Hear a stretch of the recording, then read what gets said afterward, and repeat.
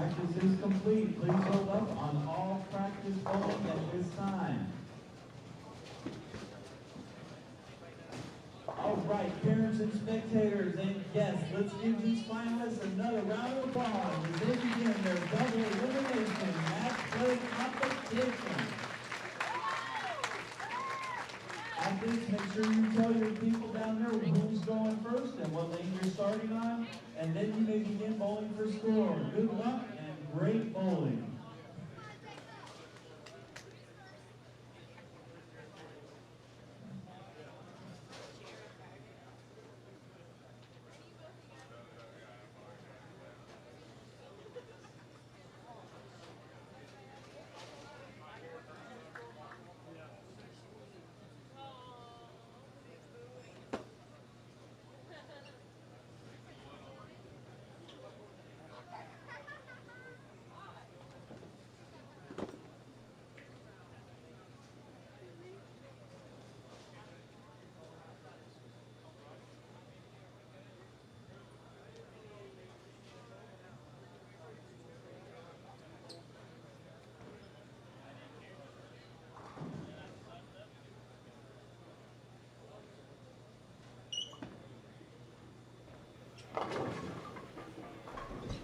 All right, folks, good evening.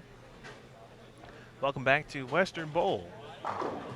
Live from Indianapolis, Indiana. We have reached the match play portion here, the U20 and U15 boys and girls divisions. We will have the U20 and U15 matches for you here. U15 on 29 and 30, U20 on 31 and 32. And speaking of 31 and 32, Thomas McNeil taking on Jacob Yazel. In our U15 match, Nick Perrone and Anthony Silva. We'll have 2 rounds tonight.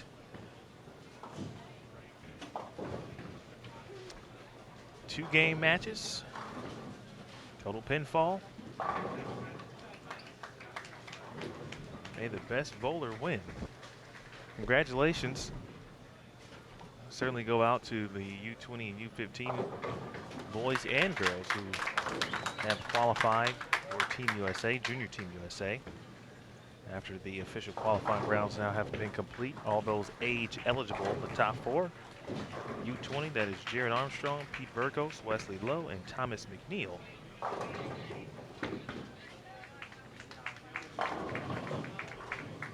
Anthony Silva leads the 10-pin there, as you saw Nick Perrone start things off with a strike to two-handers there on 29 and 30. Jacob Yazel striking the first. Thomas McNeil against spare in the first as well.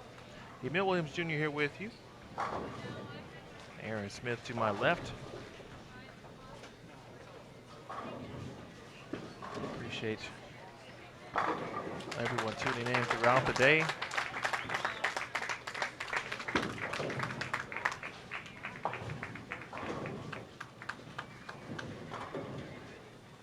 My first opportunity to really see the nuances of the new format kind of take into play here. Again, this is double elimination.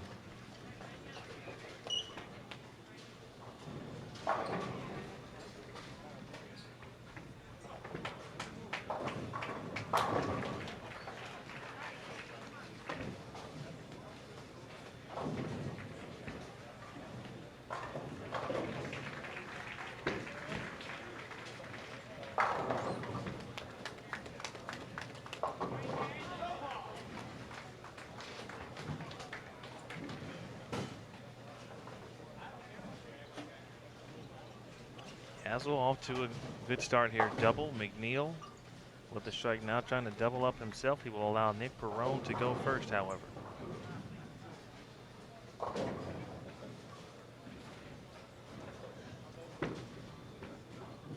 tell you how Nick Perrone got here, of course. Nice shot there, early double for Nick. Perrone qualified 13th, 13th seed from Cortlandt Manor, New York. McNeil there with a 4-pin.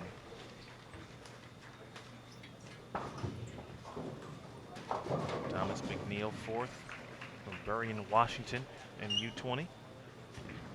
And he'll take care of the spare. Spare, strike, spare. Through 3-4, McNeil. Perone looking for a three-bagger. That one's inside. And he'll lead the 3-6-10. Other U20 advancers into match play. We mentioned Jared Armstrong, top seed. Pete Burgos, number 2. Wesley Lowe, Thomas McNeil, Kenan McFalls, Jacob Yoder, Jeffrey Mann, and Jacob Dunrow. Jonathan Bowman, Ryan Winters, Jordan Bryant, Alec Carr, Jacob Yazel, Dustin Zinner, Cortez Schnick, and David Hooper. Those were U20 advancers into match play. And as Perone takes care of business on the spare, here's Yazel. Nice shot there for Jacob, now 3 in a row for Yazel to begin things here in game number 1. Again, 2 games total pinfall. Anthony Silva had a big day yesterday at Expo Bowl. Shot 298 on the way to a 946 block. Really propelled him to top 5 in the standings. And he has continued that momentum. And parlayed that, of course, into a number 4 seed. Richard Paul III. No stranger to this event, of course. He is the top seed in the U15 Boys. Anthony Noor, Solomon Salama. The aforementioned Anthony Silva. Yazel, 4 in a row for Jacob. Jorge Rodriguez from Puerto Rico in 5th. Marcus McLean, Tyrell Ingalls, Joshua Meek, Nick Archacki, Spencer Robarge is back. Joseph Romano, Jonathan Cummins, Nicholas Perone, of course, TJ Rock, Trent Petkiss, or Pektis, I beg your pardon, and Sean Cawthron.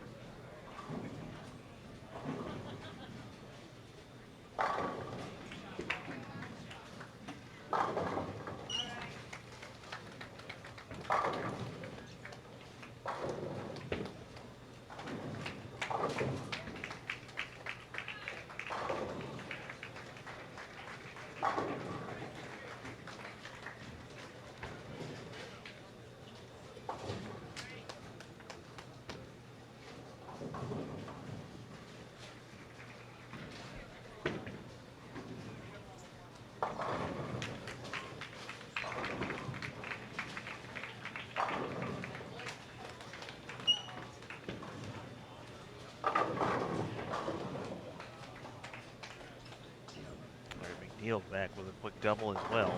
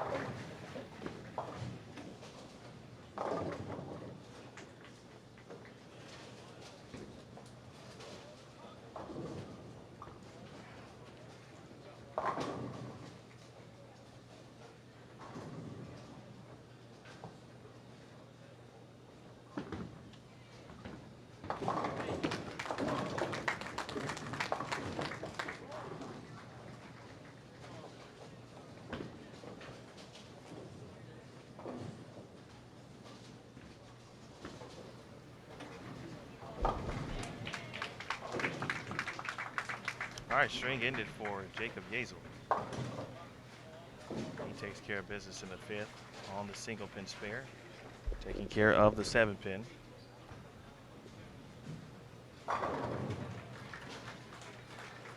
Jacob, another solid season at Morehead State University. One's outside, but looked like he may have stuck a little bit. That does leave something makeable. 1-2-4. He's got McNeil, on a double. Even down his neck a little bit. McNeil can step up, throw a double. Trail by 6 pins here. Nick Perrone opened in the fourth. 1-2-8 to deal with for Nick. The two trading opens, and now Nick back-to-back opens. And Yazel does the same. So a few opens on 7 counts on our pairs here.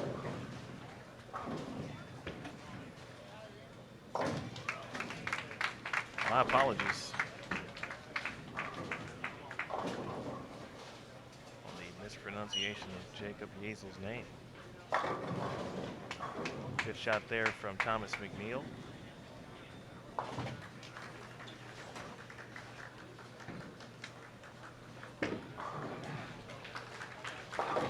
Nicky Silva having trouble finding the head pin there.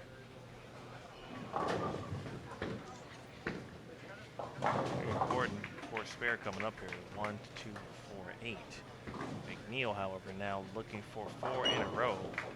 The Washington native, and no love at all. He'll leave an 8-10. At one point, looked like it was going to be 2-4, 8-10. And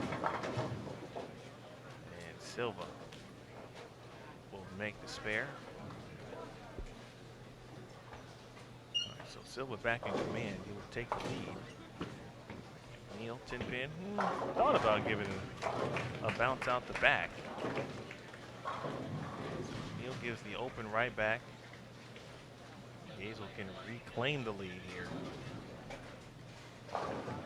And this is U20. We'll have 2 rounds here tonight.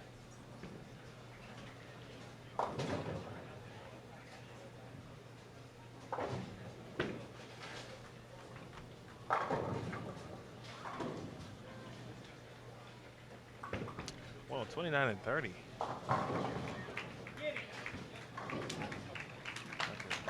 What's going on the lanes, of course, if you're unfamiliar with the event at this point, of course, junior gold, more than 3,300 athletes competing. Boys and girls, great shot there from Yazel. All 50 states, a few countries in there, including Canada.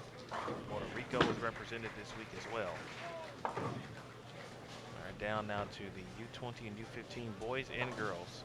If you're interested in the girls, of course, or know someone or would like to follow up, of course, on a particular bowler, we do have another live stream going on simultaneously down on the high end where the U20 and U15 girls are competing right now. And so, of course, I know a couple people. I think even Noah in the chat had several streams. Another clutch shot there.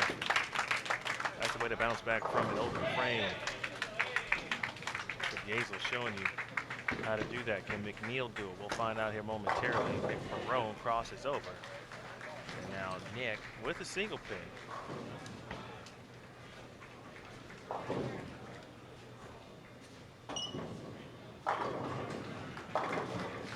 Oh, some love on the 9 pin. Strike in the 8th frame for McNeil. Again, thanks to our partners this week, Storm, sponsors, of course, of the event, Storm, Roto-Grip, and Master. Provide another live stream, of course, as well, right there on Bowl TV. You can check that out. Big thanks to Bowl Stream as well. And Perrone does take care of the 5-pin. Bowl Stream with Craig Elliott. Craig was at Woodland last night and all day today as well, capturing advances round play last night and match play bracket today as well. Nice shot there. I'm not sure McNeil liked it, but it pushed anyway for him. It was a big double for McNeil. Now his max 236. Ball is certainly in Yazel's court.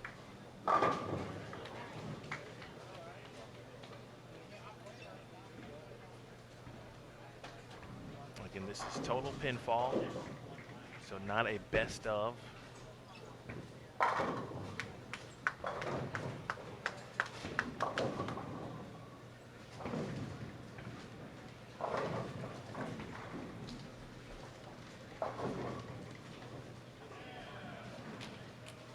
Great to be here at Junior Gold. First time an opportunity to work the event. That one's got a push. It does.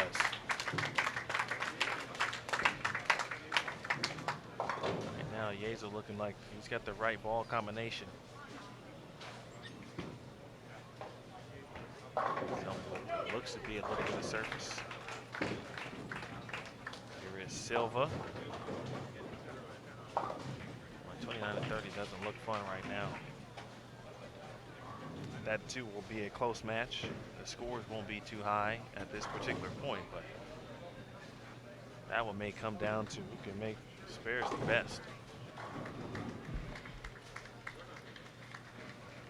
And thank everybody in the chat room and those who have watched all day long. Hazel now in the 10th. Yes, sir.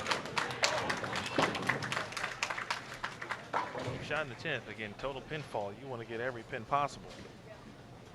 So max scores are of utter importance. Max score now 255.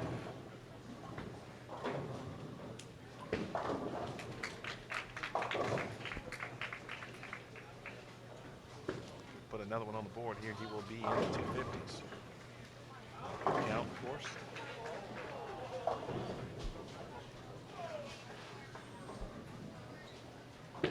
Silva. Better shot there. A little high. Leaves the 4-pin. Yezo one more and again. Bang.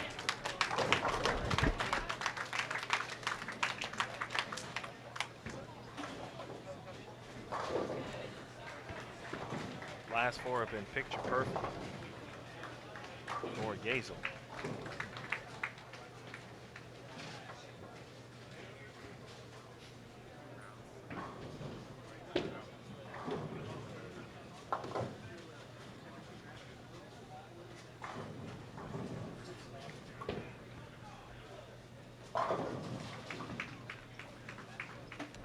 In the 250s. Good count. Meanwhile, Anthony Silva did make the spare. In the 7th, that one's got to hurry. 6 count. Wide of target, 251 for Yezel.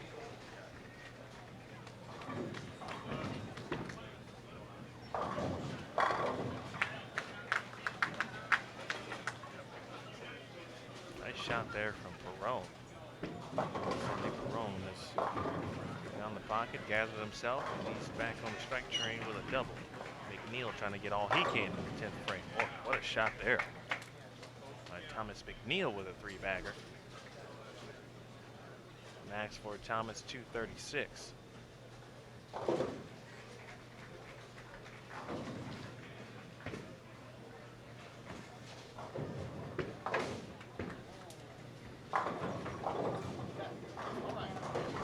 Something makeable. Again, 29 and 30 U15, 31 and 32 U20. A little fast, perhaps. Maybe missed it at the bottom, did McNeil. The old PBA washout.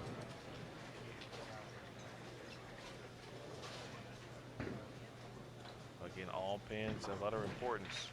There's no winners here in game 1, essentially. We're talking about total pinfall. Anything can happen.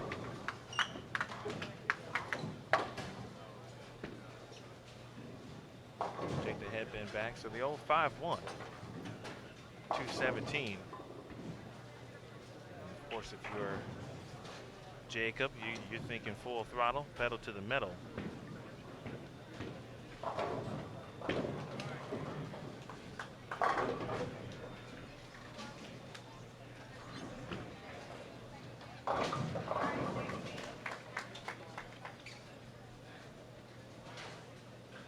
Strikes thrown in 131 and 32, kind of the opposite in our U15 match here. It's a 20-pin advantage for Nick Perone.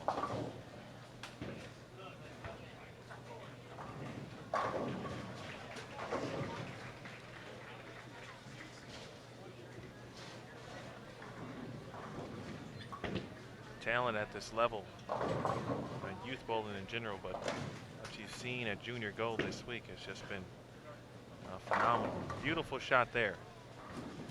All right, Anthony Silva. Anthony from Northern California. All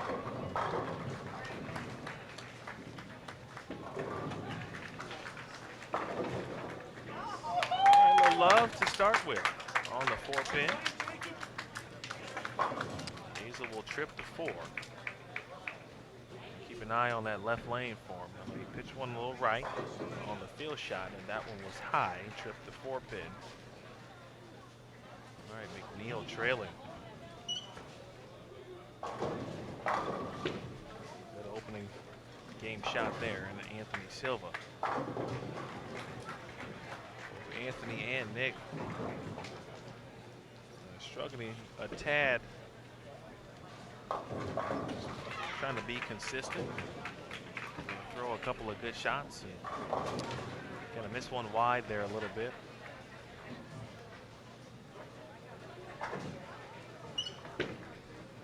McNeil when it's inside of target.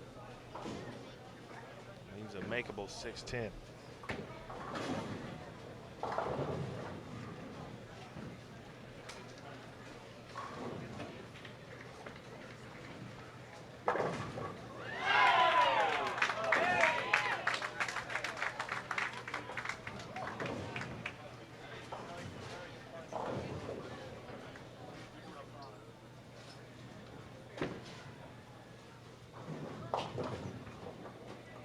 .173 for Silva, and just like that,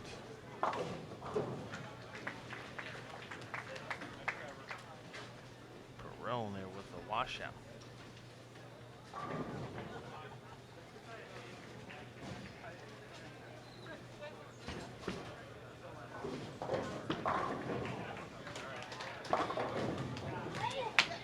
Almost makes it on the back door.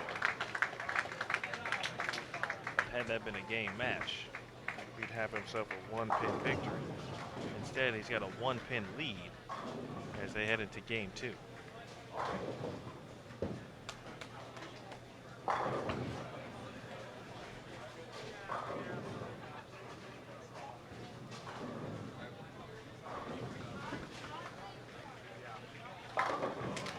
Another quality shot there from Jacob.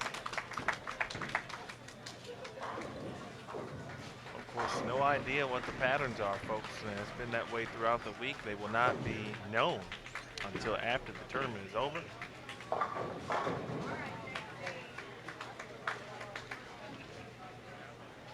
Just going through or from center to center throughout the week. The toughest pattern I saw throughout the week, in my opinion, was the advancers round this morning. Where it got to about the 5th game, and boy, it just looked tough, and more tough. And the guys where it seemed to be more comfortable playing in the 5th game, several of them, if not the majority, were locked in the gutter cap. 3 in a row for Yazel to start here game number 2.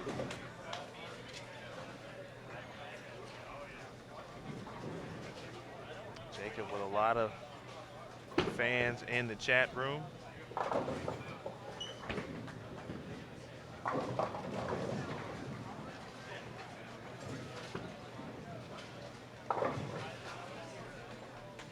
Represent BBN.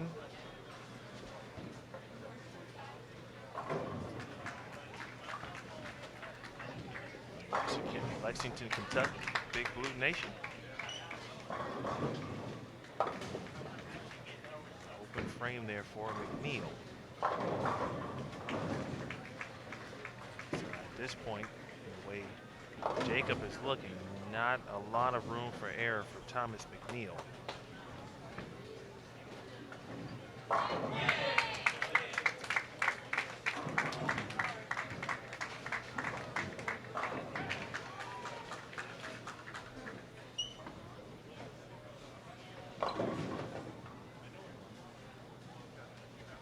Now a 2-8 for McNeil as well.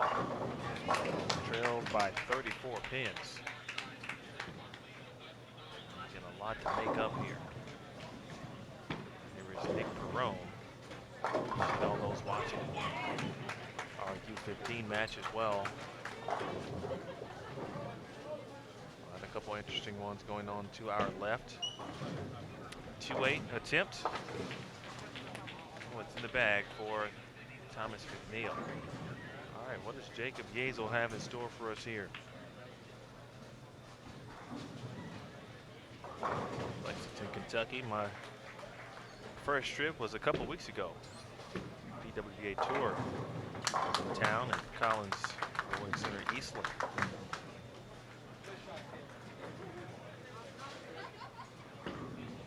Good host, great hospitality.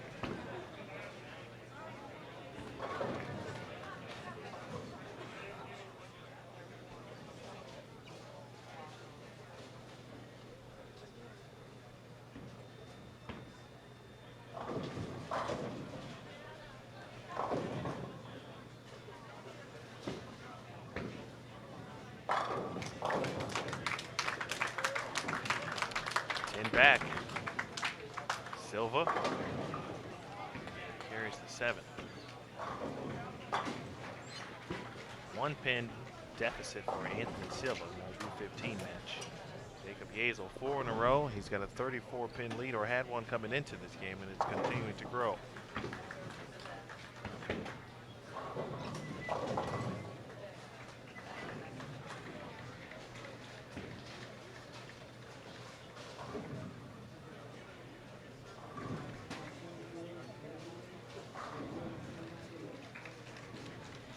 Of course, the brackets are up as well, folks, so be sure to check out bowl.com/juniorgold. That one is high. 3-6-10 in the 5th frame for Yazel. And this is the 4-13 matchup. On this side of the bracket, the number 1 seed, Jared Armstrong. Jared, of course, shot 807 on Tuesday morning. 807 for 3, 1065 for 4. After going +4 on Monday, propelled him into the top spot, and he has been near the top of the standings throughout, or since then, I should say.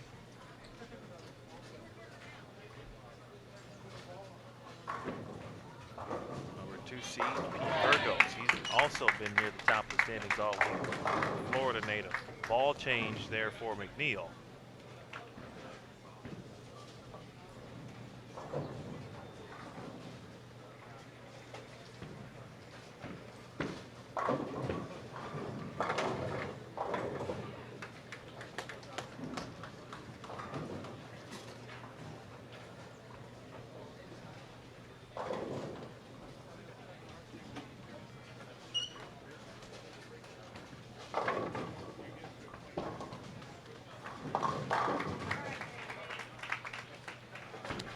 Double for McNeil. That's a big double there. Lets Jacob know, hey, I'm still around.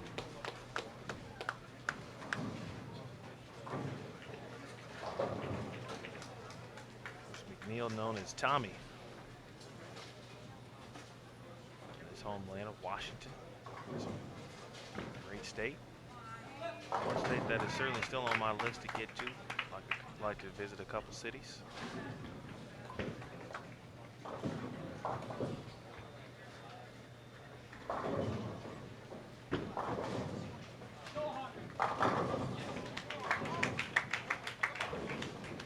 We're on 33 and 34.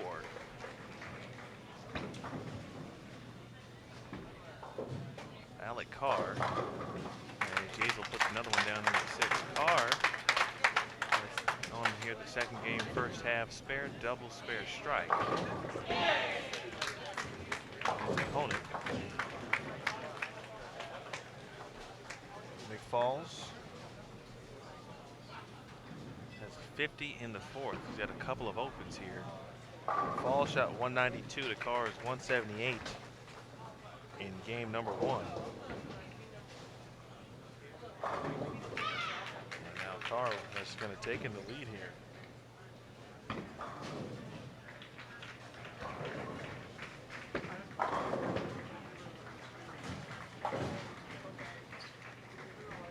Nick Perrone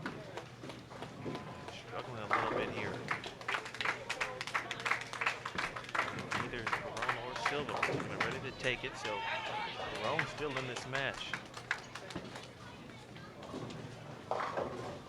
Hazel, a double in the 6th and the 7th.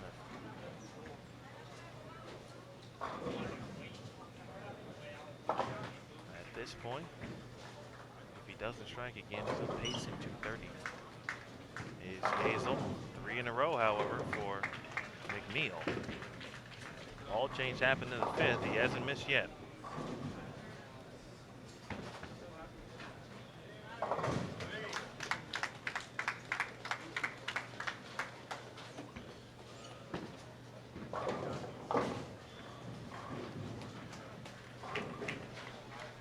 Falls with his 3rd open came in at 6th. He has opened each time on the left lane. He has struck every time on the right lane.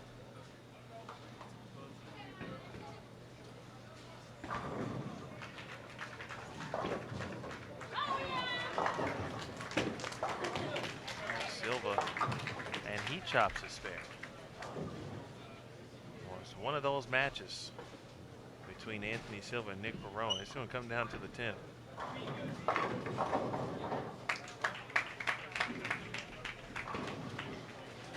Right now, Silva with an 11-pin lead overall.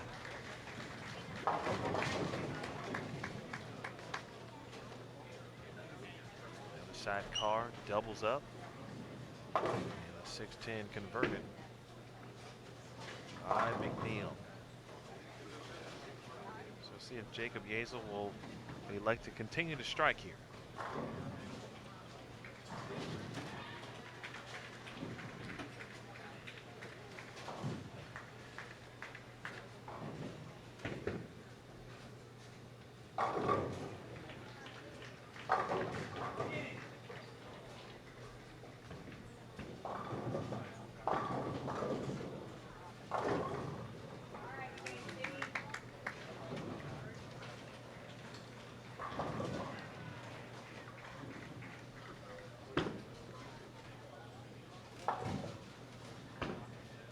Spare in the 5th for Anthony. There's sportsmanship there. Hazel, another one in the 9th. I beg your pardon, the 8th. As he heads to the 9th frame, this one, of course, all but over here. Jacob Yazel looking to advance.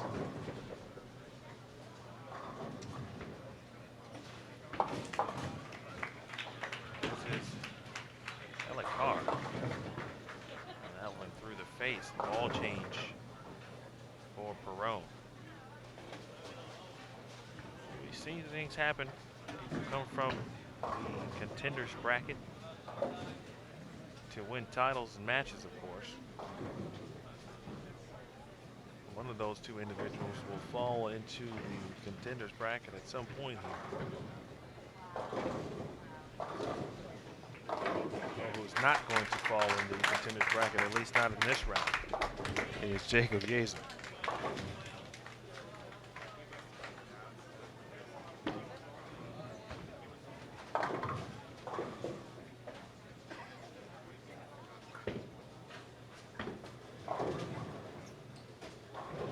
And this is round 1. We'll have 2 rounds. We'll have one more, no matter what. Good shot for McNeil. Max score 224 for Tommy. Still trying to shoot 277. Let's see if Nick Perone can get some things going here in the 6th frame. That one is high as well, but he's a single pin. Get a 3-pin out there.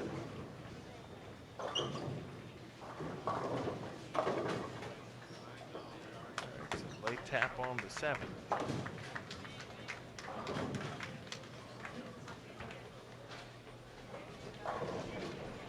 It falls here on 33 and 34. Mentioned cannot find what he's looking for on lane 33. He's up on the left lane again. He has opened each time so far in this game. On that lane, that one is high as well. It does leave something makeable. At least you got a 610 out there. That one a little bit outside. Tried the corner and missed.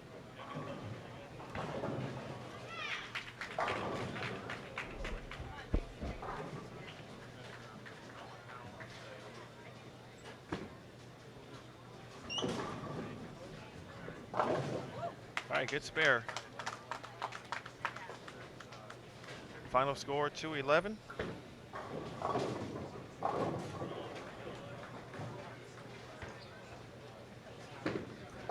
428 for McNeil. It certainly will not be enough.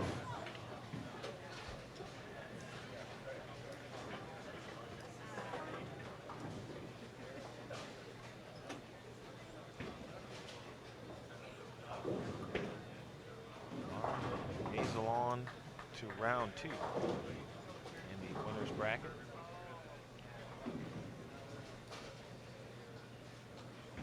We'll face the winner, of course, between Carr and McFalls. Seen some McFalls and Alec Carr. One more for Yazel. And now in the 260s. Nice performance. That is, it's tough as an opponent.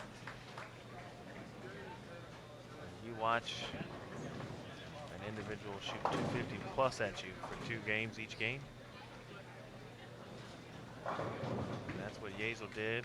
Came out the gates hot. 251. McNeil shot 217, and at that point, you're chasing. And any little thing, you get to, in case of the grabbies, you know you need it almost on every shot.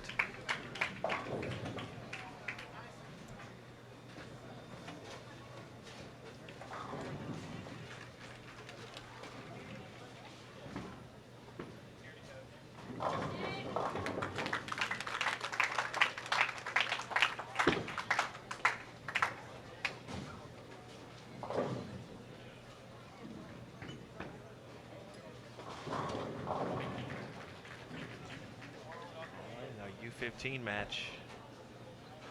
Again, still anybody's match here. Both Nick Perrone and Anthony Silva don't want to seize hold and kind of take this one. Continue to give each other opportunities.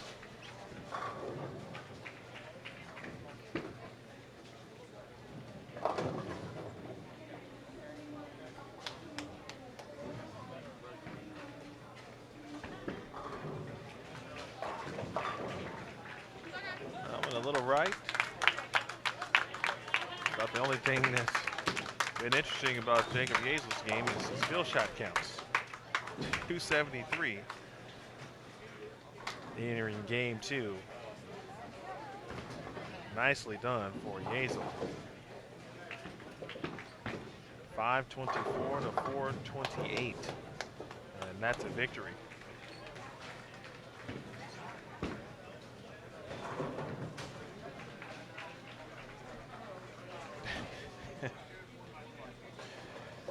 Zach Doty with just a fantastic comment.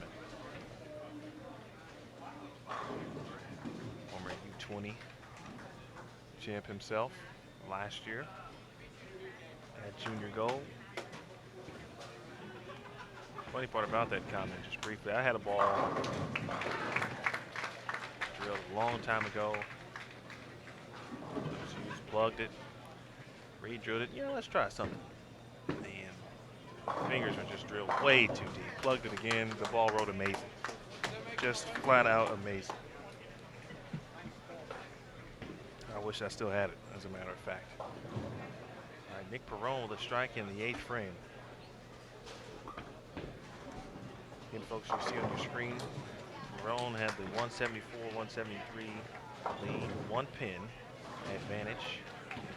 Neither Silva or Perrone kind of willing to take the match. Perrone, a couple of spares now on the strike. This is Silva. He needs some help, and he needs it in a hurry. Lane 30. I've seen that a lot on lane 30. The product of the pattern, of course. Bad shots, but all day we've seen some that hang down lane. You get it right in that area, nothing's happening.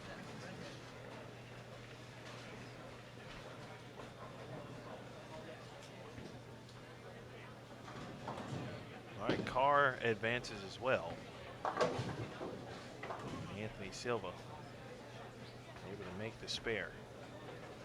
Still frames left for Silva. Talked to him yesterday. Of course, mentally, staying patient, taking it frame by frame. It's certainly easy to get frustrated in this match, of course. But for both parties involved, both Nick and Anthony, they've thrown some, I'm sure they'd say, not so good shots, and both of them still with an opportunity to win this match.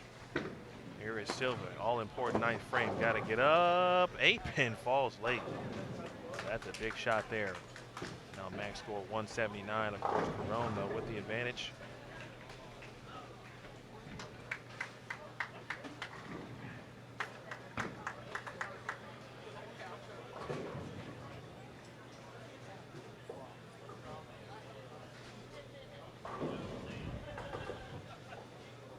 Again, if you're just joining us, we're watching Nick Perron versus Anthony Silva, and Perron nearly left the 3-6-7-10 there.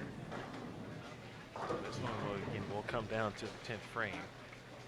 Our U20 match is complete. The boys, Jacob Yazel defeated Tommy McNeil 524 to 428. Yazel will move on. Will face Alec Carr, the number 12 seed, who defeated Jensen McFalls in round 1. In an open frame in the 9th for Perron.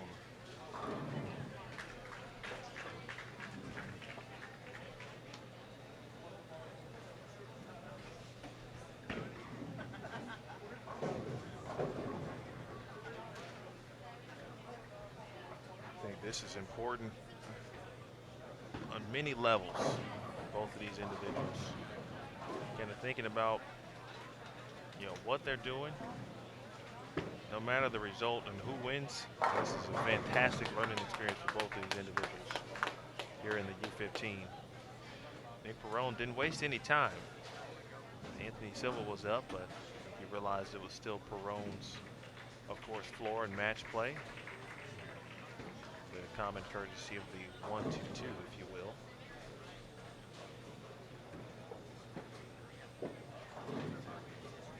That shot was phenomenal. Can he throw one more just like it?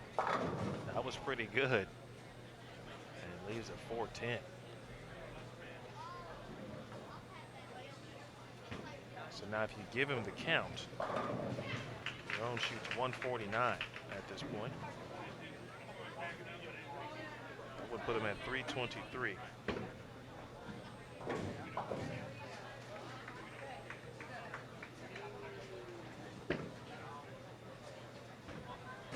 Make it 322.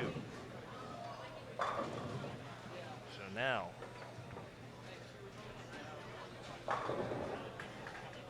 Anthony Silva can step up here.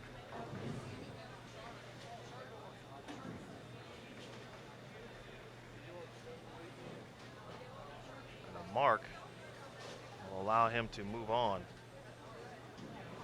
in the winner's bracket. Again, double elimination if you're just joining us. Told you it's going to come down to the 10th frame. You've been watching it all day just like I have. Silva, that one is way outside. Leave something makeable.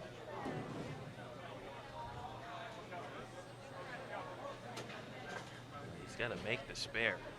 And not the easiest, certainly. 1-5. Excuse me, the 1-4-5. 7-8. And nearly made it. 7-pin stands.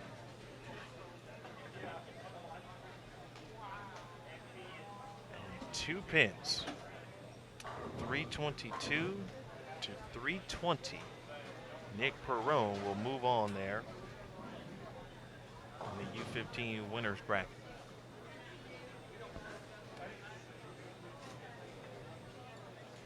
It's a tough loss there, certainly for Anthony. But again,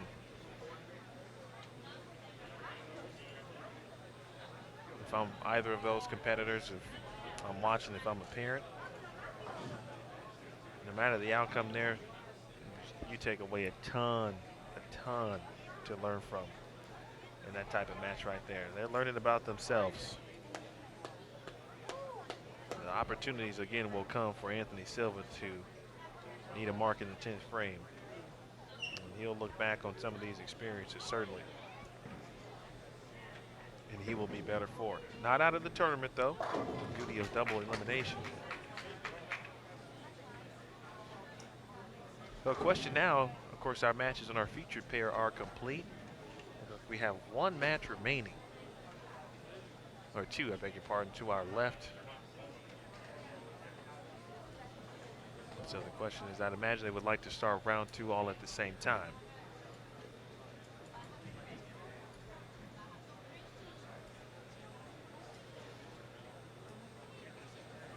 As the matches or scores come into play, we'll certainly keep you updated.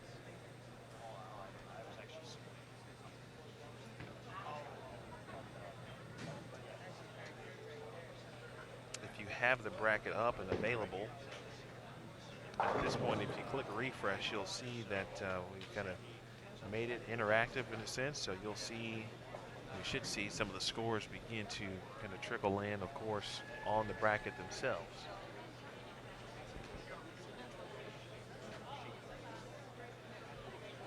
All right, so folks, we'll just take a momentary break. Of course, we're not going anywhere. If you're just joining us, you're watching U20, U15 rounds 1 and 2 match play here at Western Bowl. Junior Gold Championships 2016, Emil Williams Jr. along with Aaron Smith. Jacob Yazel defeated Tommy McNeil 524 to 428. Well, Jacob moving on in U20, he will take on Alec Carr, and Nick Perrone defeated Anthony Silva 322 to 320 in our U15 matchup here.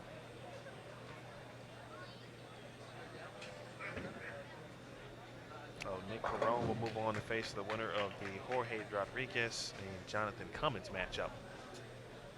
Well, let's see what we can find out scores-wise down on some other pairs. We'll be back in a moment, folks. You're watching 2016 Junior Gold Championships on Bowl TV.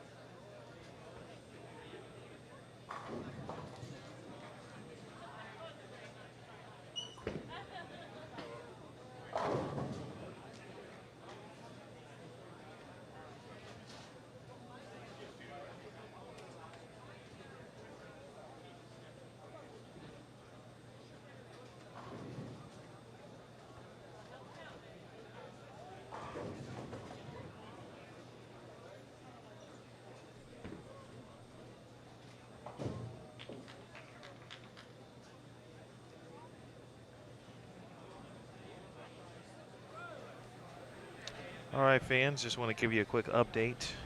I was able to grab all of the U20 Boys. Other winners, Jared Armstrong. Jared moving on in the winners bracket. Jared, the #1 seed, defeating David Hopper. He will take on Jeffrey Mann.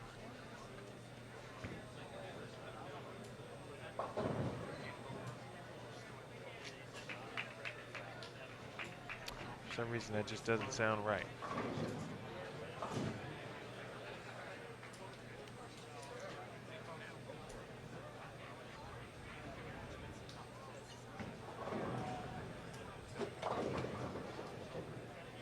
Take a look at that one again.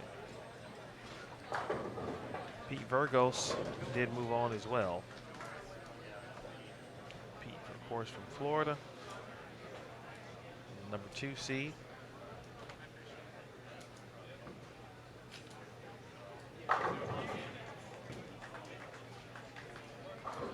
He will take on Ryan Winters. That is indeed correct there. Also winning Jordan Bryant and Dustin Zinner. Zinner defeating Wesley Lowe. Jordan Bryant defeating Jacob Yoder. Let me go double check quickly on the Jeffrey Mann. Might be a little different than what I just saw.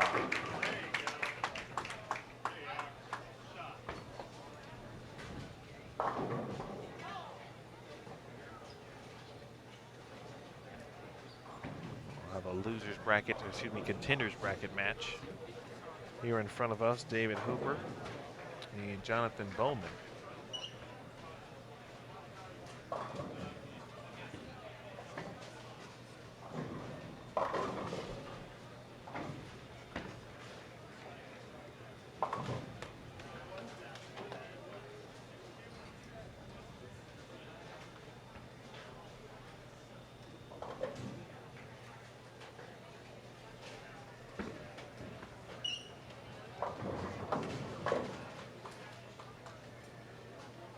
Or a Hopper, I beg your pardon, excuse me.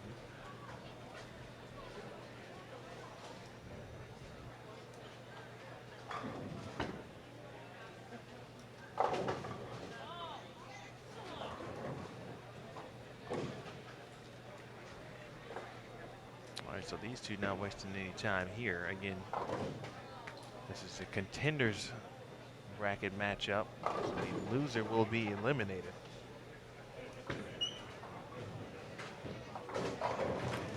Hooper losing to #1 seed Jared Armstrong.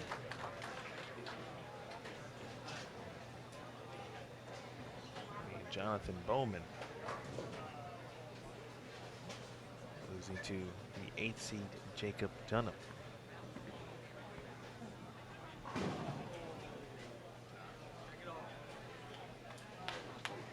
right, spare 9 out for Bowman.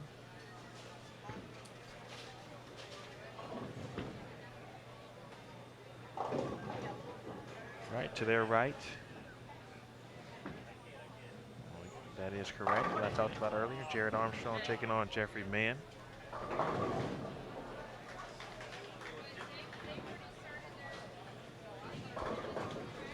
Like other matches that I can see within U20. Another winners matchup, Jacob Yazel now on 35 and 36, for those wondering. Taking on Alec Carr. Yazel open in the first, spare in the second.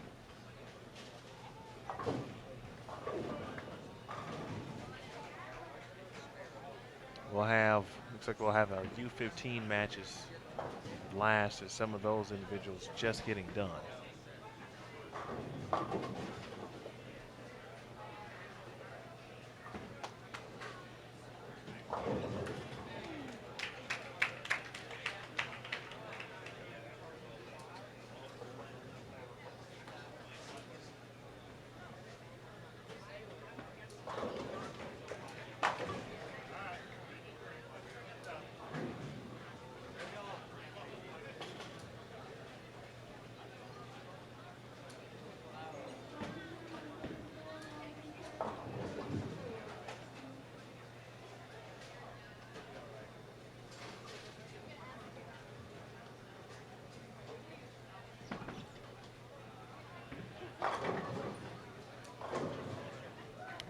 messenger there for Bowman.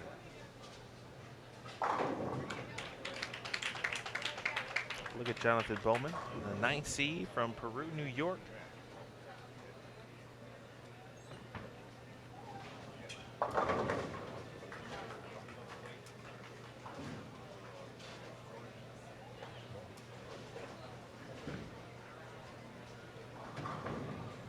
Average 210.92.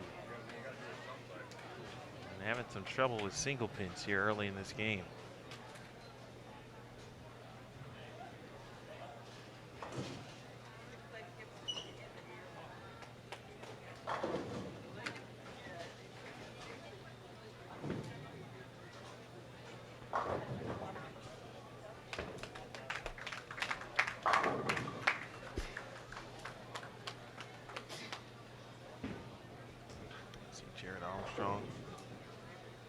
Jared has some fan support, met his parents earlier in the week. And he's going to go about his business. If you get a chance to watch some of the video, check that out on Facebook of Jared. Last 3 shots in his 269 game. That was game 3 for his 1065 block at 807. Now a double for Armstrong while we wait, I should say. Pardon the movement there. Give you a little extra.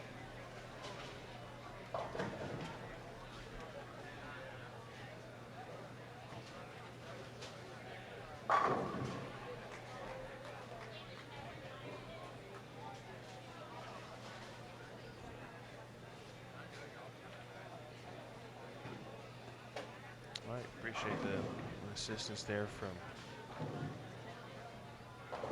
A. Smith. All right, 5-pin taken care of there. Bowman, Lespere in the 4th.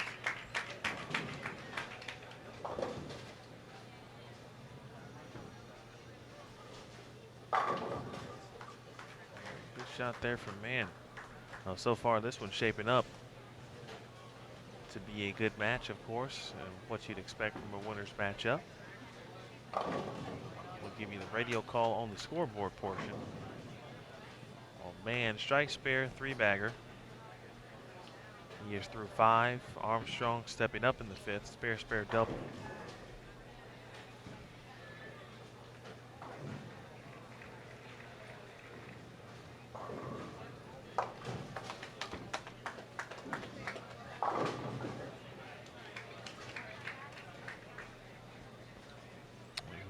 Spare.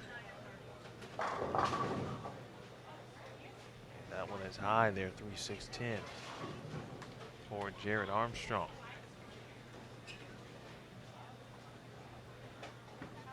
David Hooper Jr.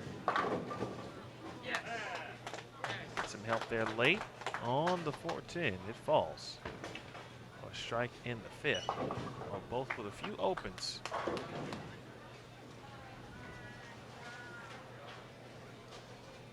Strike here would give Bowman a 1-pin advantage in the 5th frame. All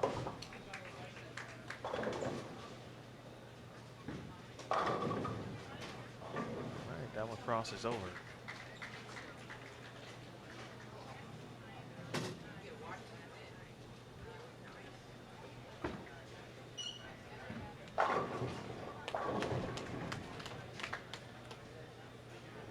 Armstrong with the strike. Of course, Jared from Louisville, Kentucky. Well, I have been where Mr. Bowman is right now. It's not fun, I tell you. When your spare ball, your spare game, act like it doesn't exist. I think we've all been there. Let's see if Bowman can keep it together here.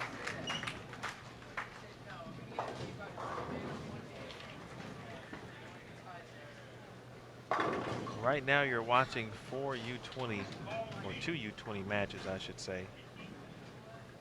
We turn the camera to give you a little Jared Armstrong versus Jeffrey Mann. Part of that matchup while we await our U15 participants on lanes 29 and 30. So at some point, we will go back to 29 and 30. So don't y'all come get mad at me. I'm telling you now, we're going to go back to 29 and 30. And we'll be able to give you more if we can.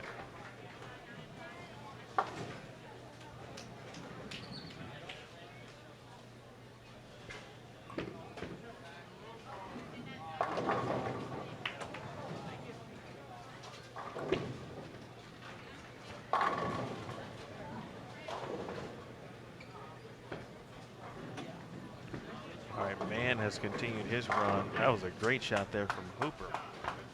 That's a big double there. Strikes in now frames 5 and 6. Mann has got a 5-bagger. He looks to the 8th frame. Jared Armstrong, of course, as you can see on the screen. That one outside at the 1-2-4-7. For those in the chat representing Kentucky, I saw the wish essentially of a Jacob Yazel, Jared Armstrong matchup.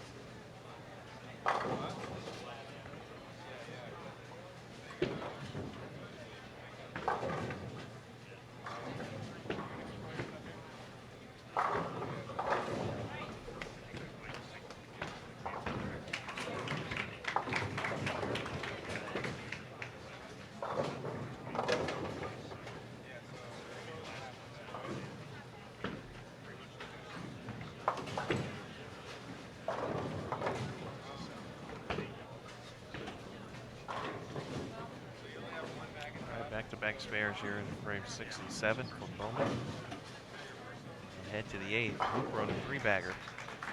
And Mann has not stopped striking. Now 6 in a row for Jeffrey Mann.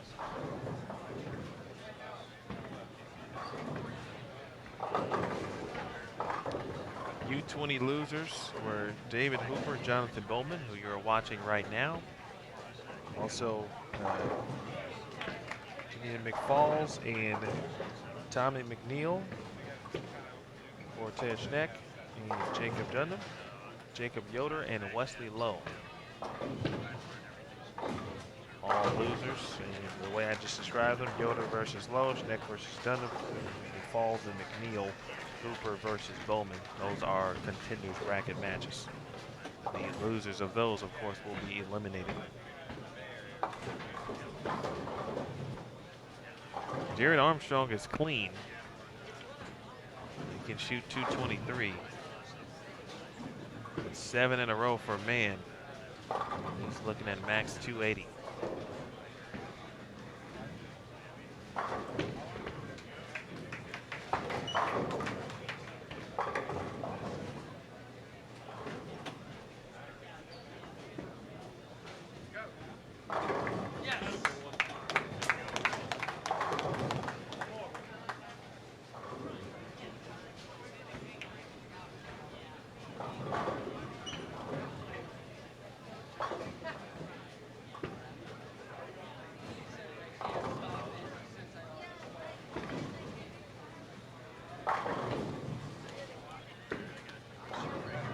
All right, strike in the 9th, and now first one in the 10th for Armstrong. Greek Church on a 4-bagger.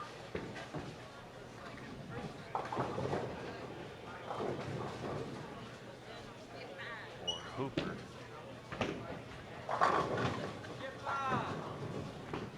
Let's see if Jared can get all he can in the 10th frame.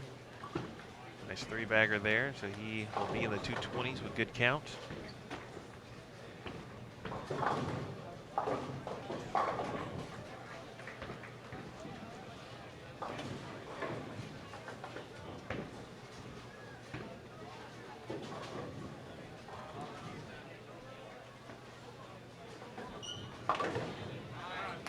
All right, we'll take the count.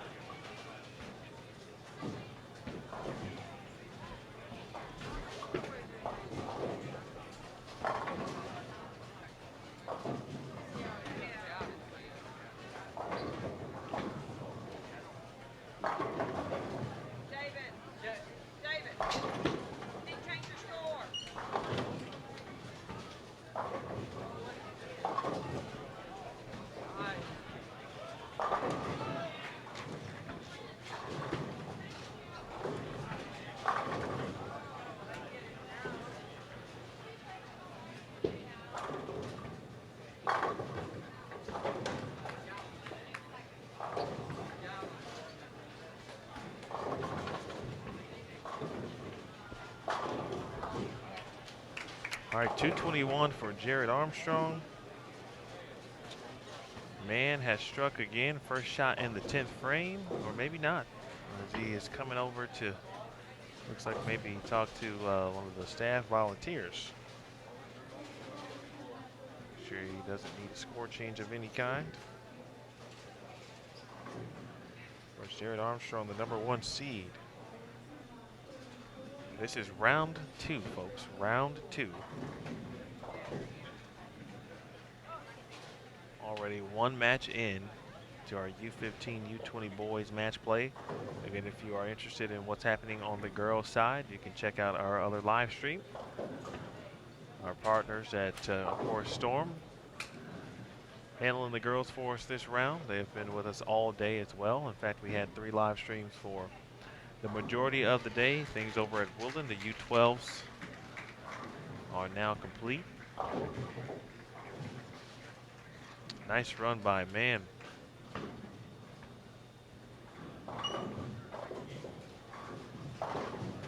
Threw an 8-bagger out there. He can shoot 267 if he makes the 245. Now Bowman in the 10th frame. And keep it close, certainly. That first shot helps. Our U15 match.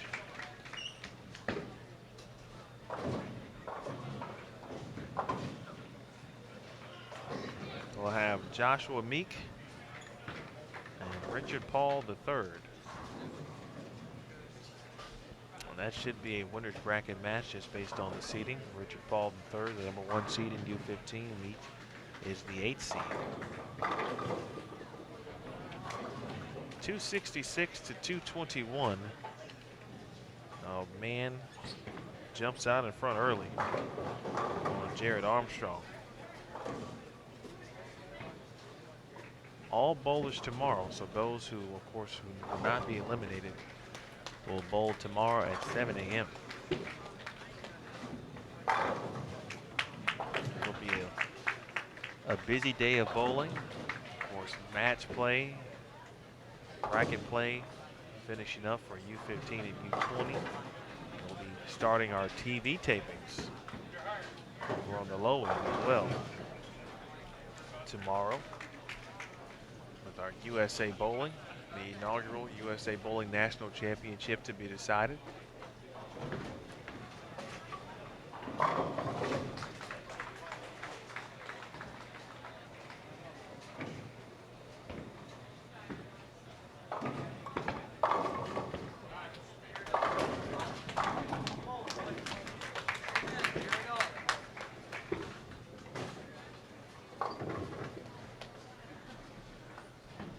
Let's see, Jacob Yazel in the 10th frame. Got the first shot in the 10th, first strike in the 10th, I beg your pardon. He was working on a double. I beg your pardon, also, that made a double. Struck on the 9th, first one in the 10th. Now he awaits. His max score is 215. Carr can shoot 233 max. He is awaiting his 10th frame. So Yazel up, second shot in the 10th forthcoming, result coming soon. Again, Richard Paul the third, and Joshua Meek. U15, 29 and 30. This is a winner's bracket matchup. If you're just joining us here on 31 and 32, this is round two, contenders bracket.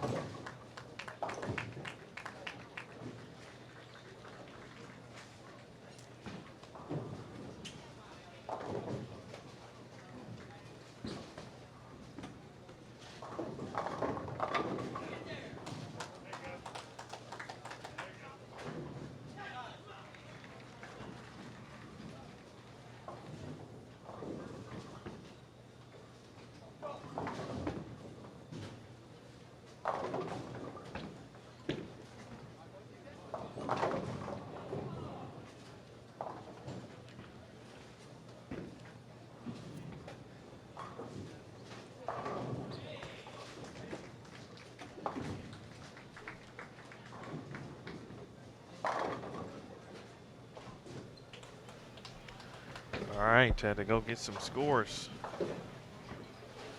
31 and 32 switched on me.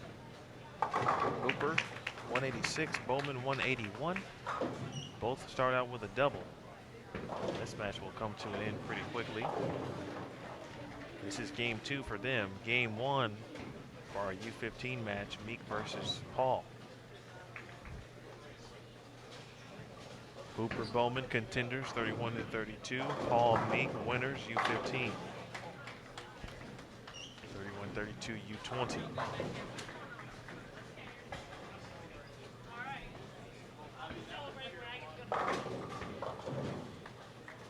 Jeffrey, man, about the only bad shot that he's thrown that has struck. He's got a four-bagger, although he went Brooklyn on the fourth. He's not making it easy for Jared Armstrong, that's for sure. Jared's going to need a lot of help.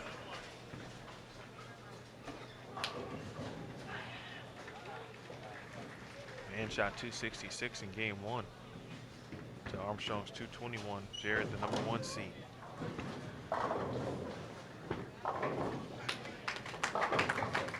There's Richard Paul III, or RP3. Not sure if Aaron Smith coined that nickname. I think Richard said people have been calling him that since last year, so. Young man, bright future, a lot of talent. Takes care of the 10 pin. Talked about his journey, just what junior gold has meant to him. He mentioned the opportunity to travel and see different parts of the country, which I thought was interesting.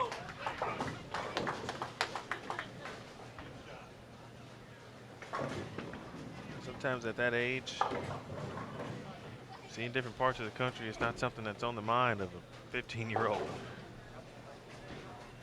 But having the awareness to recognize the importance of that, I thought was pretty cool. He is from Winton, California.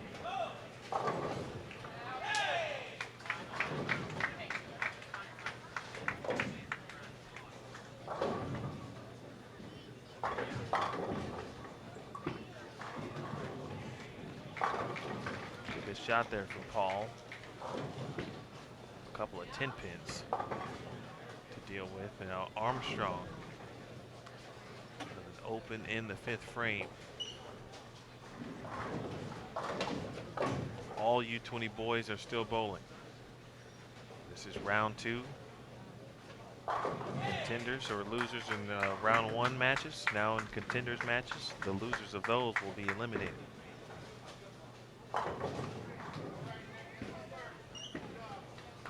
Look out, ball. Bowman on a 4-bagger, got that one wide early.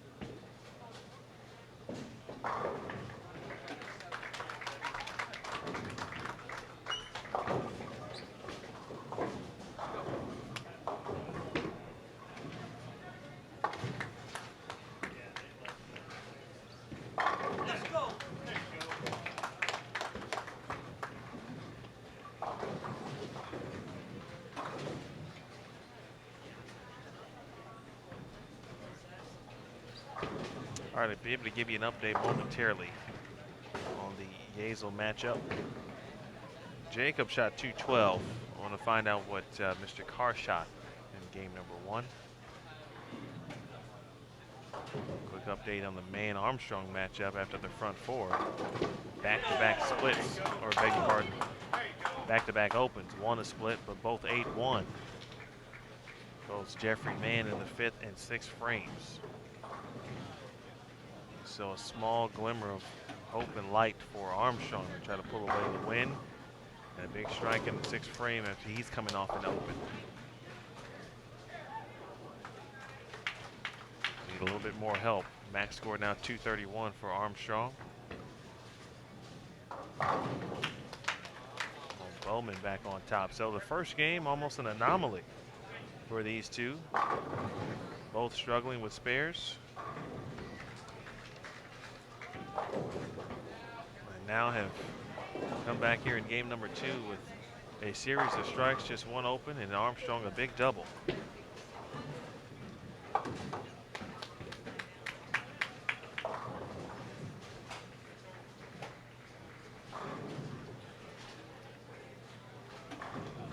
All right, it's a 2-pin match, or it was after game 1.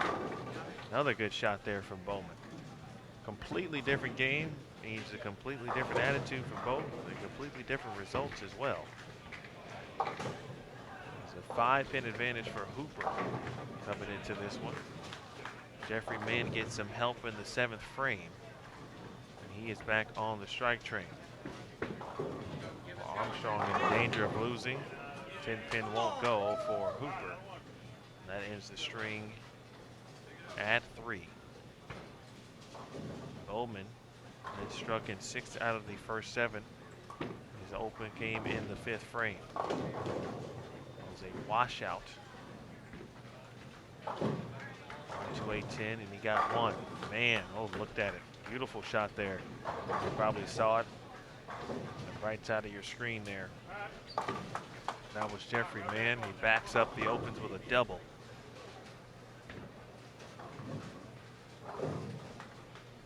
Yes, we do not know the patterns of any event, any center this week, including, of course, the advancers round today, the final advancers round, and now match play.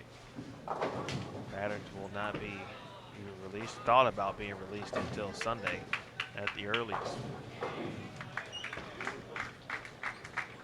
No one in the building knows what's out there. Most of them, however, look relatively playable. Nothing extremely difficult, but I will say this morning, that advances round pattern, that was tough. That was certainly, if you've made it this far, now you're going to have to earn your way to the top 16. No doubt about it. No doubt about it. You had to earn your way to the top 16 if you advanced this morning. All right, Armstrong, 4-bagger. He will sit down once he awaits the 10th frame.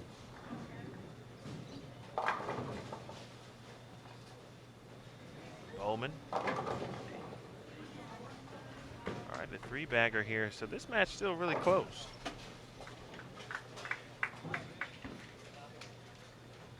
Bowman has 260 max. Hooper with 258 max. Hooper had the 5-pin advantage coming into game number 2.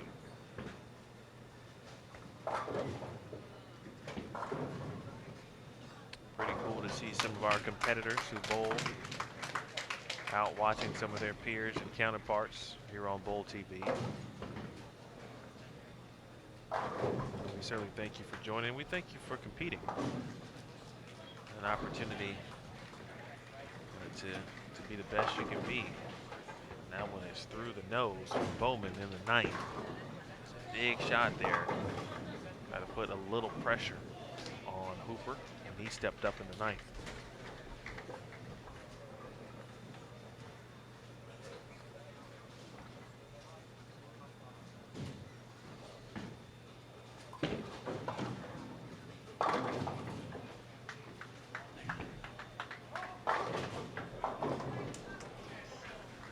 So a spare in the 9th, and now a 10-pin in the 10th frame. This is Jeffrey Mann I'm talking. 3-6 spare taken care of by Bowman.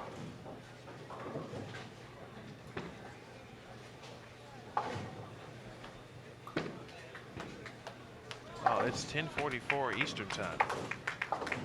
Holy cow. I apologize if that seemed random, but I had no idea it was that late. Wow, what a shot there, 9-pin. All right, David's got to make this one here. Makes it. It's a tie game. But again, Hooper with the 5-pin advantage. He'll lead by 5. Man, he's done. He shoots 212.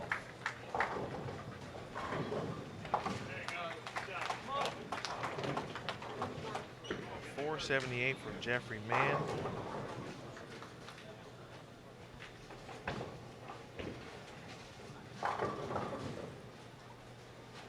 Armstrong, best he can do is shoot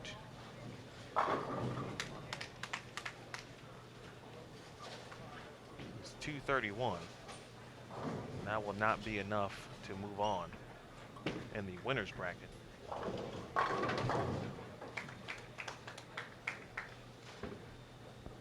Unfortunately, at the moment, anything other than what I can see to my right, won't be able to comment on. Of course, like Pete Burgos, for example. Good shot there from Hooper. Hooper, in essence, with a double here. And good count, can shut out Bowman because he has the 5-pin advantage, of course, from game 1. They can max at the same score of 238. This is a contenders bracket here in the U20. Someone will go home. Can David Hooper?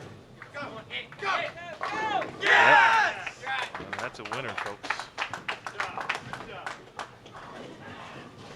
David Hooper Jr. will move on here.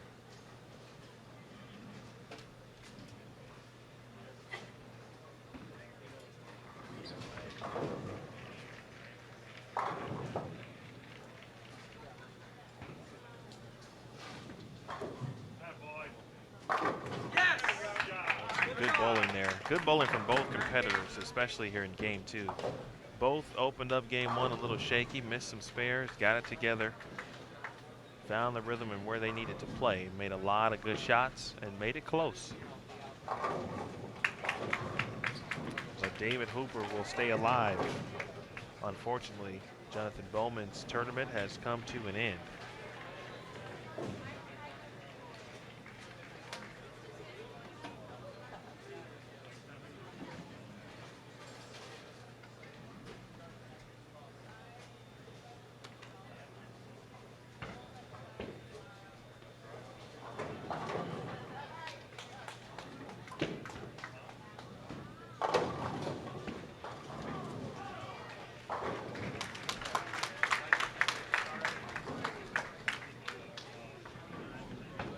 Jeffy Mann mentioned he will move on in the winner's bracket.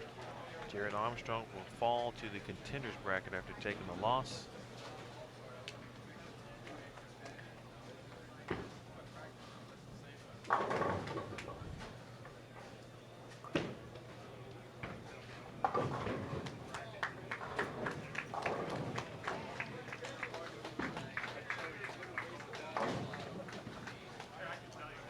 Good spare there for Bowman as he finishes things out. I look down and see Jacob Yazel open in the 5th, strike in the 6th. And oh boy, 2-4-10 for Yazel in the 7th frame. He trailed by 2 pins after game 1, 212 to 210. That's U15 matches to our left. This one is good also. Meek, big shot there. Meek, a big one in the 9th frame. Again, this is still game 1 here in this U15 match.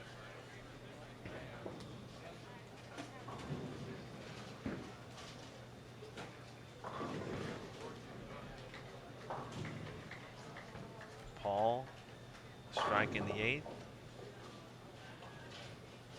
He can also shoot 215 as well as Meek.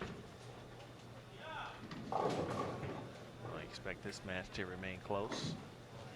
Let's take a look at Paul in the approach all by himself.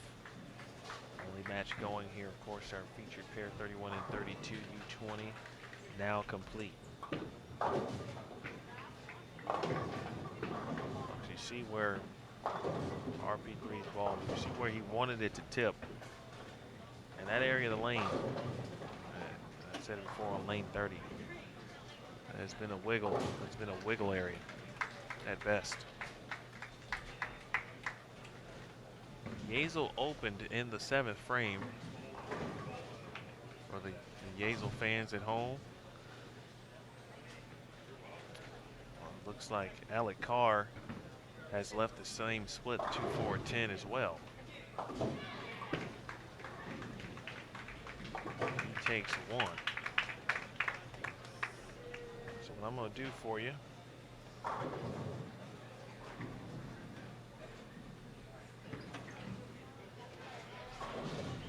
is, because we've got a little time left in our match here, I'm going to be a nice gentleman and try to give you a little Alec Carr and Jacob Yazel, their final 3 frames, and we will go back to then U15.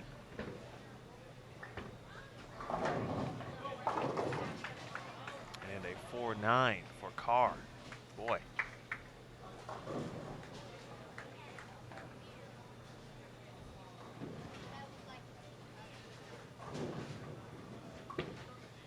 Live from Indianapolis, Indiana, Western Bowl 2016 Junior Gold Championships presented by Storm Rolo Grip and Master. Emil Williams Jr., Aaron Smith here with you. Match play bracket, U15 and U20. Those are our divisions as Carr went for the 4-9. Now back-to-back opens for Carr, and that may be just enough for the opening Jacob Yazel needs.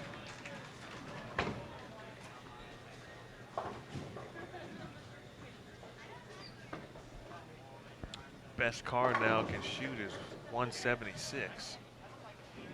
Yazel can shoot 215. He's pacing, however, 180.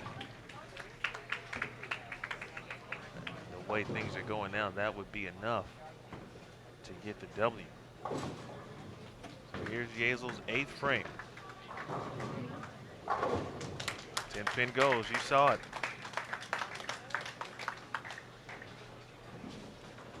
Pete Virgos is out of my viewing range.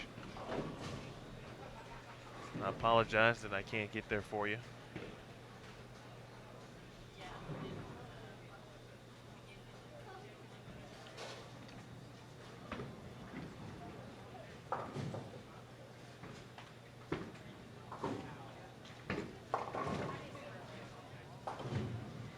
RP3 shoots a 178.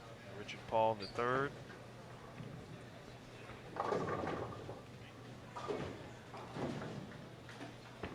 Yazel looking for a double. And kicks the 10 out. A lot of the same fans rooting for both Armstrong and Jacob Yazel in the building.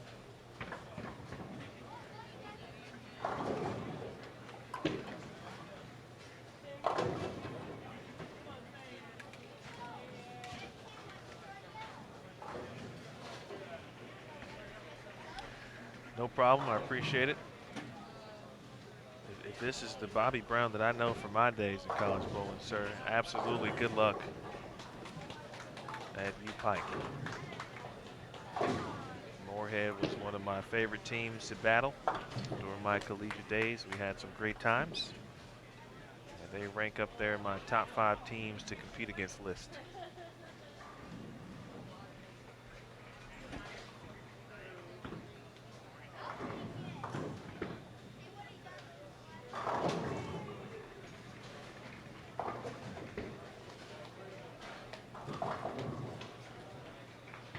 Carr with the spare in the 9th.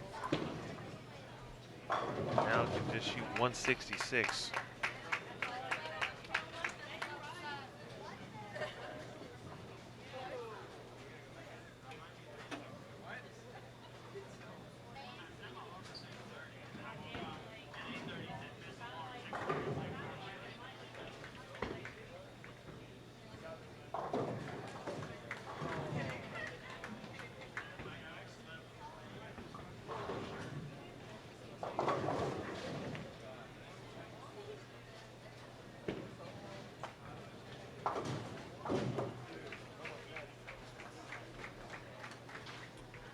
All right, Alec Carr.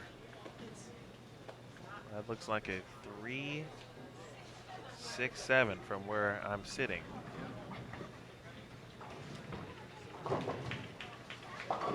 That, my friends, certainly will do it for Alec Carr. He shoots 142 in game 2.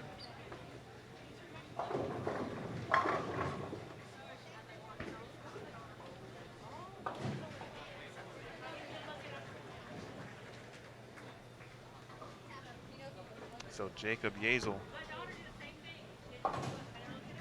will move on and continue his play tomorrow morning in the winner's bracket. So that means you guys will have to get up early to watch him bowl. We will have rounds 3, 4, and 5, and the rest, of course, tomorrow on Bowl TV. Storm will be back with us as well, so we'll have all of everything covered. Also, we'll give you his final shot as he will make the spare in the 10th.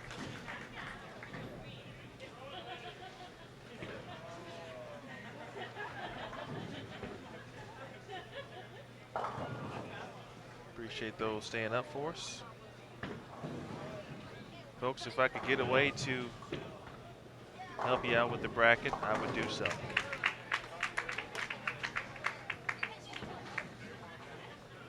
All right, Yazel ends on a strike. And again, we'll have more play tomorrow in the winner's bracket. He defeated Tommy McNeil in match number 1. Takes care of Alec Carr in match number 2. All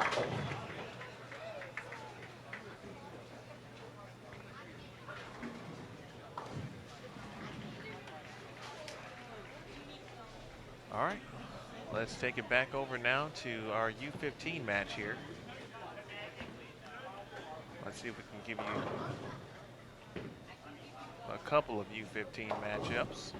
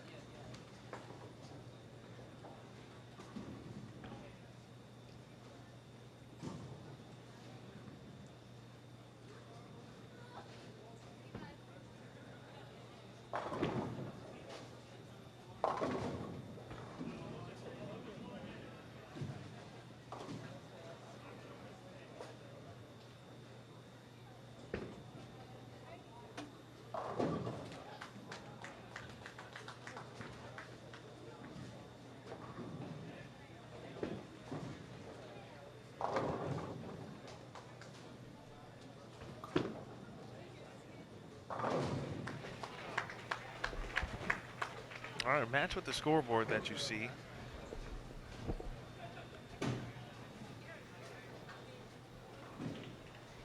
Josh Meek and Richard Paul III, U15. Meek leading in this match.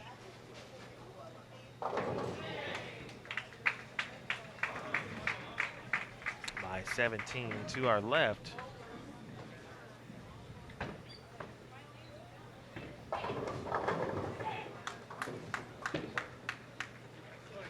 Sean Cawthron and Nick Archecki. A contenders bracket matchup. The loser of that match will be eliminated. Archecki with the early lead.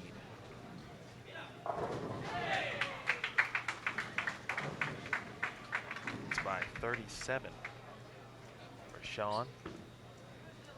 Sean, that was a double. Goes Brooklyn there.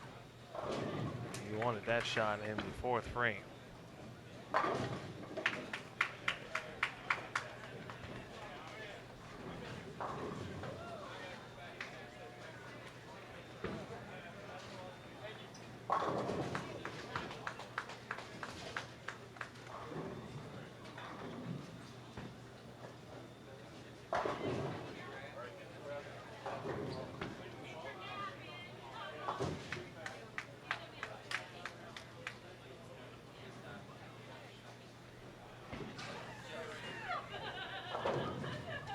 Appreciate those still with us.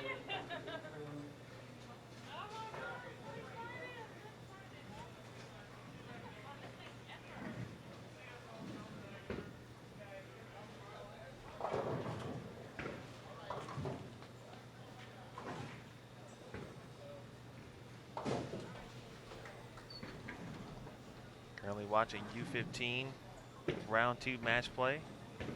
And Richard certainly didn't like that one.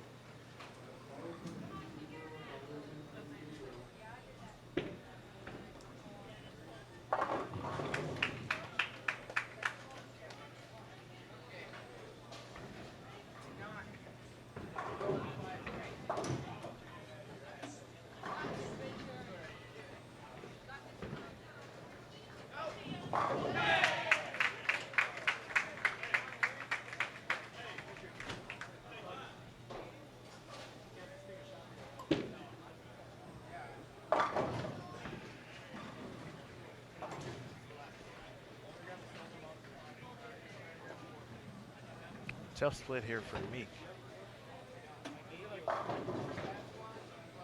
3-9-10.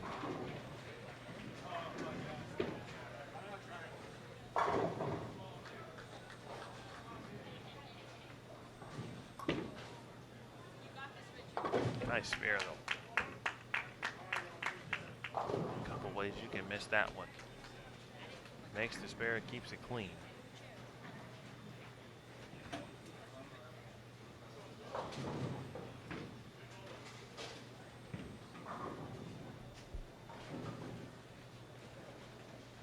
Another contenders match to the left. Altron stepping up. Altron there. Also the 3-pin Archeki, the 3-bagger, trying to go ahead and take care of business and keep his tournament alive. Still several frames to determine that.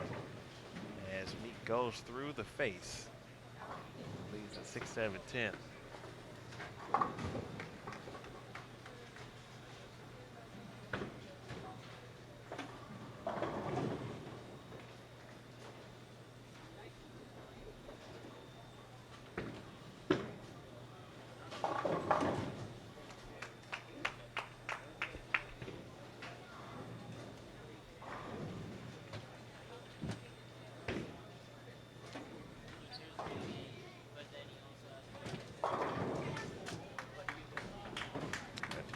In the fourth for me. See if Richard Paul can. A little pressured. Jump on Meek here with the open frame. Neither has struck in this match. Can Richard Paul be the first here to do it in the fourth frame? Here's his offering. Here on the right lane. That was a little tricky. Liked it. Walked it out a little bit and had to deal with a 10-pin. Meanwhile, Archeki on a 3-bagger. And he'll get some help on the Brooklyn side.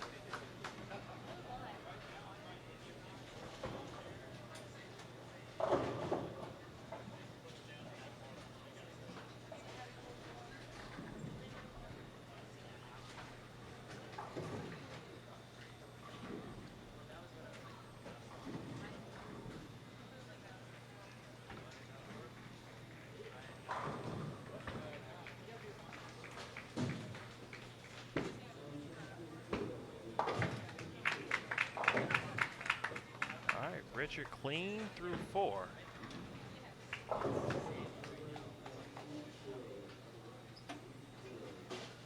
Now has an 11-pin advantage here in this game.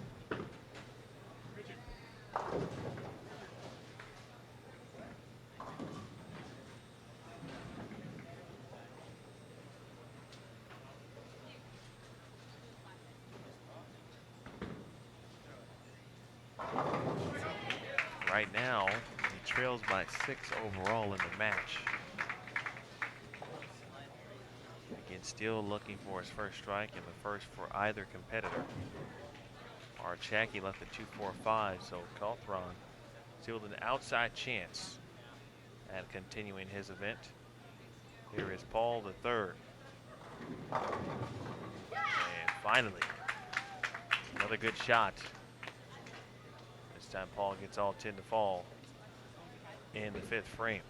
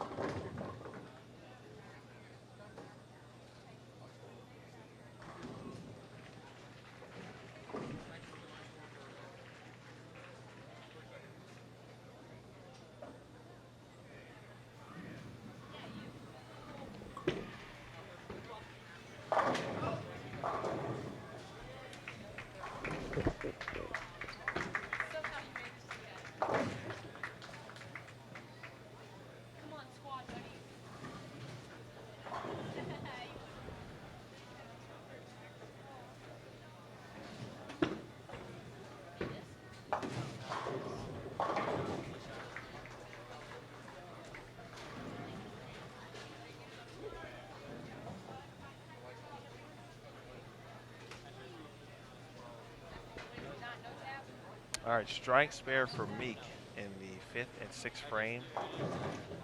And on the verge of potential back-to-back opens there is Calthron. And the U15, one of the contenders matches there.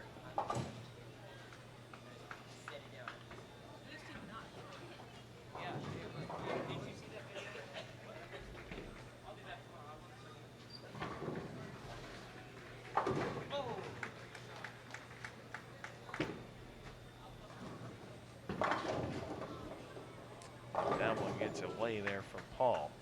He had that look like, ooh, uh-oh. He leaves the 1-2, so more than makeable spare, of course.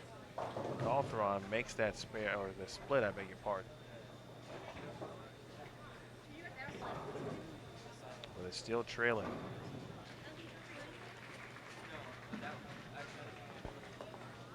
This one is Nick Archecki's to lose here.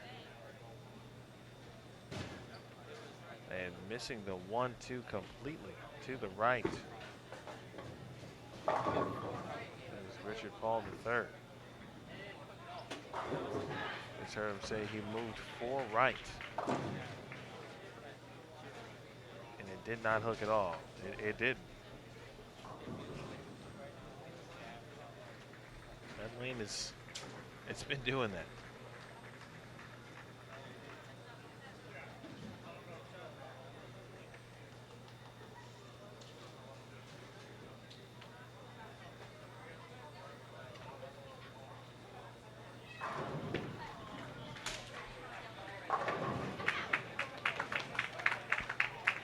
All right, Rich, he liked that one.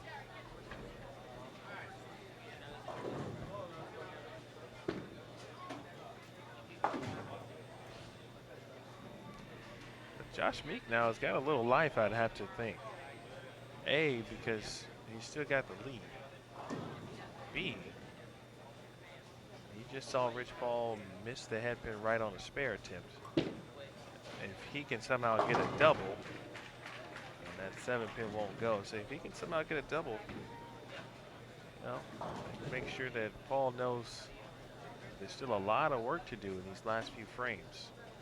On the other side are Checky, spare in the 7th, spare in the 8th. And now he will step up in the 9th frame. Just got to keep it clean. This one is just about locked up. And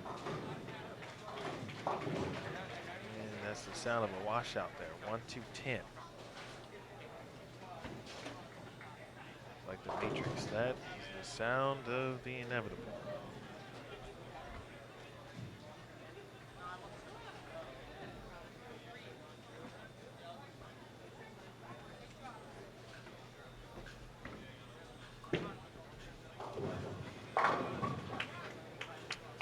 Nice shot there from Meek. That one was kind of a no-doubter there. Meek shoot 210. Archecki makes the spare in the 9th, and that just about solidifies his advancement in the contenders bracket. In my opinion, none of the patterns have looked the same, especially in this center. There are 2 patterns, of course, A and B, as is mentioned there in the chat. I thought one was pretty more significant than the other as far as what you'd notice just by watching. You could probably guess particularly what length, or at least a varying category, where you're talking about short, medium, long, etc. But this pattern doesn't look anything like either of the 2, in my opinion.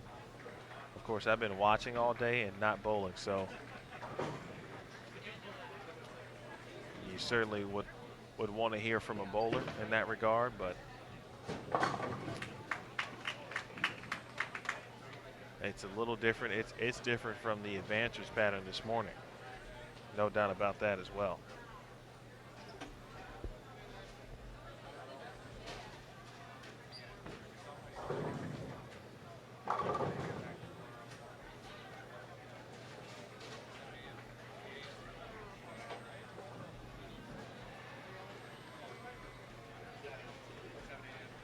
All right, Paul with the spare in the 8th frame.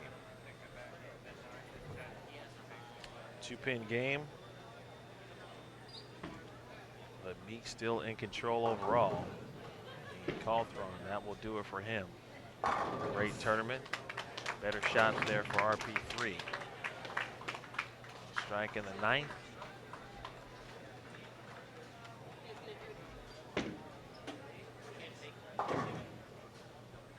Best Paul can do is shoot 198. Meek can step up here in the 9th, throw a couple in the 10th, and boy, just like that, 4-6 in the 9th frame. That makes it interesting.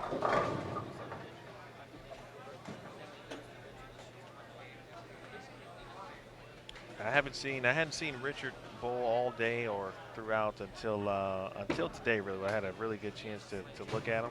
Oh wow, make it! How about that? What an effort! What an effort!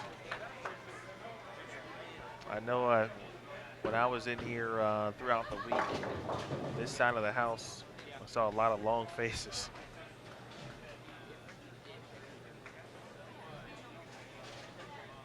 On that particular pattern. Again, don't know the patterns, don't know any of the patterns. Good question there in the chat about do they look the same or they look slightly different, similar. Again, that's good info. Certainly.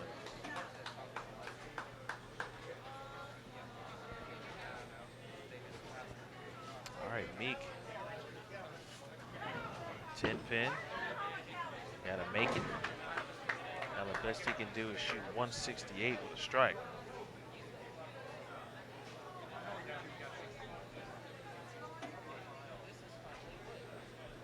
That would potentially give him 363.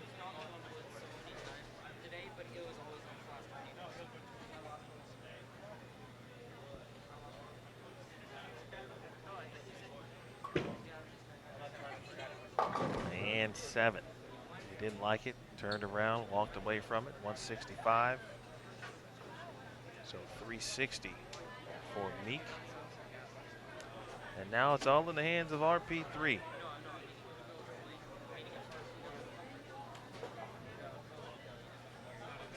First one in the 10th. He will continue on in the winner's bracket.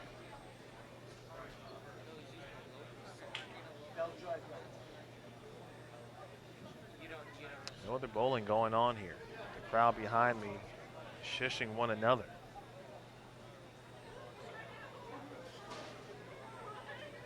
.182 will advance it. Running it out. Trip 4. He's about 4 lanes to our right. Okay, RP3. Got a little swag to him.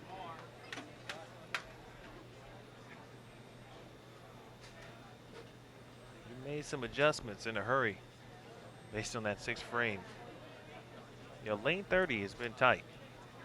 And he missed the 1-2 to the right, and he moved right to make that spare and missed it completely. So he had to make some moves on the fly. And he was able to do so and come away with a victory here. Of course, not official. But that double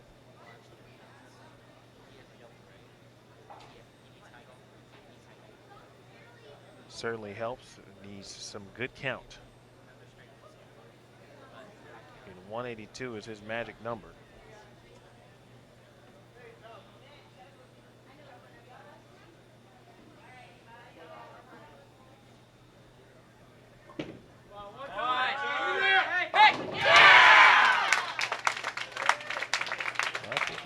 Let it go.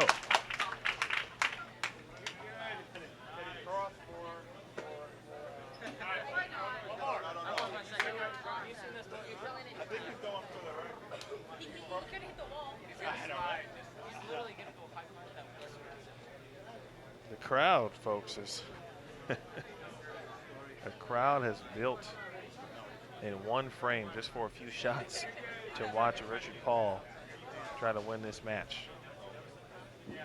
He's won. He's moving on in the winner's bracket. He is the top seed in U15. And we'll throw it down the middle. He kind of left to right. He'll get 9.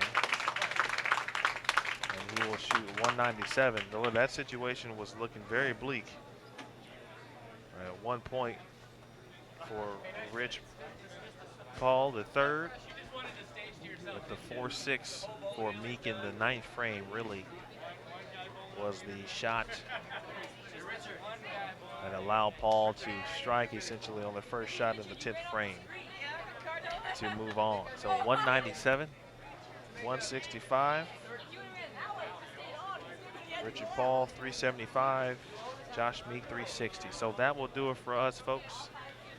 As far as the brackets go, I know the staff is working very hard to update you. Certainly, I'd anticipate the brackets will be updated. I won't say momentarily, but before the night is over, when you hopefully wake up in the morning, or if you plan to stay up a little bit. I can't give you a concrete time frame for sure, but once they will certainly have them updated, of course, as well. We know some things, of course, aren't updated, so I know they are working on that right now. So again, RP3, U15 top seed, gets a couple victories here in our opening rounds. He will move on in the winner's bracket tomorrow. Again, all competitors will come back tomorrow 7 a.m. Eastern time. Again, 7 a.m. Eastern time.